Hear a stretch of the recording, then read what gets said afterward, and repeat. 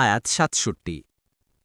والذين إذا أنفقوا لم يسرفوا ولم يقتروا وكان بين ذلك قواما অনুবাদ, এবং যখন তারা ব্যয় করে তখন অপব্যয় করে না, কৃপণতাও করে না, আর তাদের পন্থা হয় এত দুভয়ের মধ্যবর্তী। ১ অর্থাৎ আল্লাহর প্রিয় বান্দারা অপব্যয় করে না এবং কৃপণতাও করে না, বরং উভয়ের মধ্যবর্তী সমতা বজায় রাখে।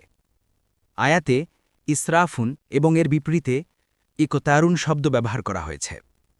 ইসরাফুনের অর্থ সীমা অতিক্রম করা।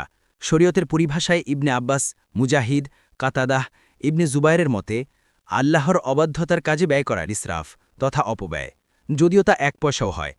কেউ কেউ বলেন বৈধ এবং অনুমোদিত কাজে প্রয়োজনাতিরিক্ত ব্যয় করাও অপব্যয়ের অন্তর্ভুক্ত, কেননা তাবজিরুন তথা অনর্থক ব্যয় কোরআনের আয়াত দ্বারা হারাম ও গোনাহ।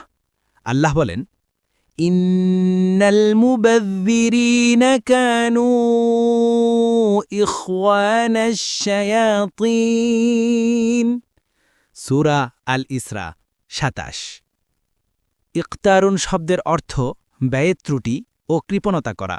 শরীয়তের পরিভাষায় এর অর্থ যেসব কাজে আল্লাহ ও তার রাসূল ব্যয় করার আদেশ দেন তাতে ব্যয় না করা বা কম করা।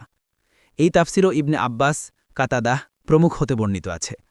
তখন আয়াতের অর্থ হবে, আল্লাহর প্রিয় বান্দাদের গুণ এই যে তারা ব্যয়ের ক্ষেত্রে অপব্যয় ও ত্রুটির মাঝখানে সততা ও মিতব্যয়ী তার পথ অনুসরণ করে। দেখুন ফাতহুল কাদির, কুরতুবী। পরবর্তী তাফসিরে যেতে ভিডিওটি শেষ হওয়ার পূর্বেই এই বক্সে ক্লিক করুন। ভয়েস বা উচ্চারণে অনিচ্ছাকৃত ত্রুটি ক্ষমাসুন্দর দৃষ্টিতে দেখবেন ইনশাআল্লাহ।